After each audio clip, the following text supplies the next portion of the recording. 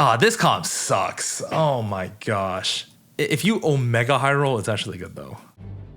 Hey guys, it's Soju here. The TFT Gizmos and Gadgets Championship is just around the corner. In this event, 32 of the world's top players will be competing to be crowned the best. So I'm here to give you my tier list on some of the strong builds that you might see throughout the event.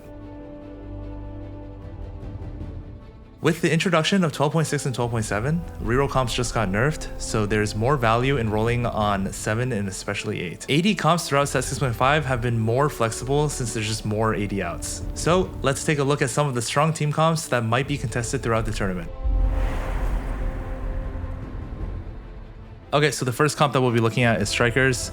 It's going to be a Sivir and Aurelia duo carry with Sivir as your primary carry. The only item that Sivir really needs is going to be Last Whisper because your entire team has a lot of AD, and Sivir's kit has the ability to shred the entire team's armor. Aurelia is going to be holding your extra offensive items, and Vi is just going to be holding all your tank items. You can't go 6 Striker unless you have Striker Heart or Striker Emblem, but it's going to be a lot stronger if you can get 6. But if you can't get 6 Striker, it's not the biggest deal because you can just play 4 Scrap. Blitz Braum frontline can be an easy replacement for some of the bruisers. You get to drop a Striker. You don't have to play Vi, and you can play Blitz and Braum. Jinx is also going to be a really good unit since you don't have to play Vi.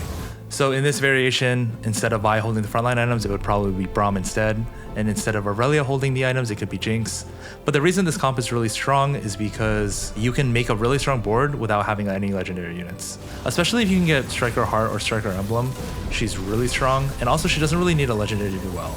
I think Sivir is just super flexible. The only item she really does need is Last Whisper, and another bow item is nice. The next build we're going to be looking at is Renata Bruisers. So in this comp, it's going to be Renata Bruisers. Your frontline is just going to be Bruisers. You can't really fit a 6 Bruiser unless you're level 9, but sometimes you can go 6 Bruiser and still play the Alawi if you don't have access to the Silco or Victor. But I think this comp is really strong, but it's a little bit less flexible. Renata BIS is just going to be Blue Buff, Gunblade, Morello. Most of your frontline items are going to be on Vi. It's just whatever frontline items that you have left. But the strongest opener for this comp is going to be Mercenary because you really do spike on 9. Having the 6 Bruisers with the Silco and Victor, especially with Victor being your duo carry later as you get items on Carousel, is going to be really strong. And then Silco giving your Bruisers a lot of effective HP just makes their whole team die to the Renata with Morello. And then the Gunblade can heal your Bruisers quite a bit. For this comp, the level 9 board is going to be a lot stronger than the level 8 board.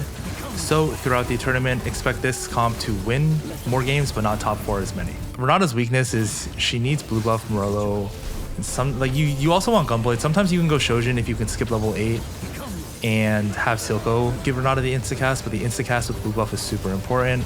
And also she just spikes really hard on 9. That's the only thing holding her back. She does a lot of damage just by herself. She just needs frontline. I think Renata is easily an S. If you can make it to level 9, I think it's easily an S+ as well.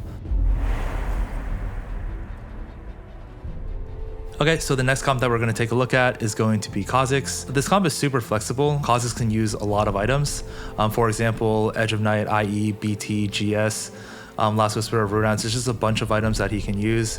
I think his best in slot is 1 healing, 1 damage, and Edge of Night is probably his best item. But basically, it's going to be Frozen Heart Echo to nullify their backline DPS, Kha'Zix as your main damage dealer, and then your frontline can be Blitz and Braum, but it could also be Rek'Sai Vi. Rek'Sai is really nice because you can play Mutant.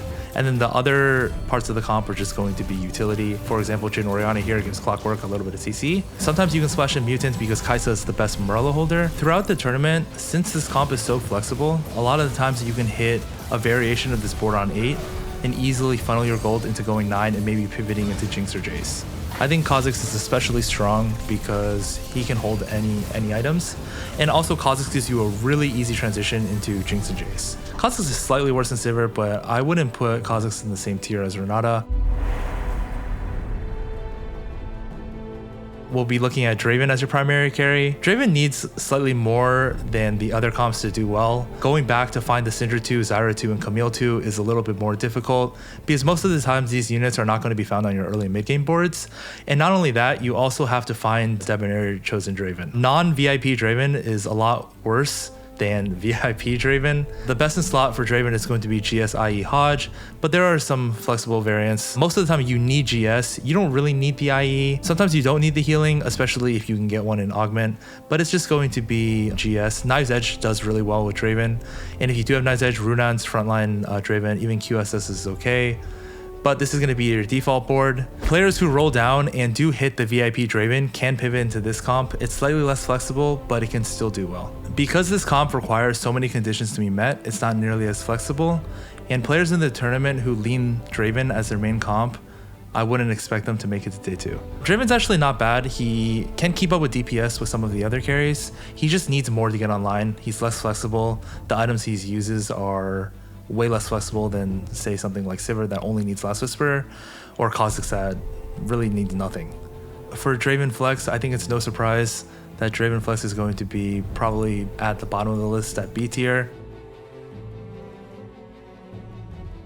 Moving on to the next comp, sharing the same front line, we're just going to be changing the carry. It's going to be Ahri. Ahri is actually really strong. I think the problem with Ahri is she's less flexible as some of the AD carries. Her best items is going to be blue buff Gunblade. The Gunblade really does heal your team a lot because the Syndicates have base armor and MR. You can easily flex in and out of 3 and 5 Syndicate, just depending on what you hit. Sometimes you don't even have to play the Orianna Jhin, but sometimes you want to just play Silco, Zyra, Braum, Blitz, Ahri, and just play 3 Syndicate and be able to flex better units. So throughout the tournament, you can expect this comp to do pretty well. It's just a little bit inconsistent, so you can see people going like 7 and 8 and then can't find the Ahri to round out their comp. So for this build, if players have the blue buff JG +1 on Ahri, you can expect them to play Ahri and easily get a top 4 and maybe even win if they can go Victor Silco duo carry. Ahri is actually like really strong. It's just Ahri is the same problem with Renata, it's just slightly worse. The Blitz Braum is going to be really contested, but Ahri with blue buff Gunblade is super strong still. Sometimes if you have healing or like maybe Celestial, you don't actually need the Gunblade and you can go full damage Ahri, and Ahri actually has really high DPS output, but Ahri is just Renata but worse. I think the AP units are just slightly less flexible. Ahri is just a little bit behind Renata. I'm gonna go ahead and put Ahri Flex as an A tier. It's slightly behind Renata, but it's definitely better than Draven.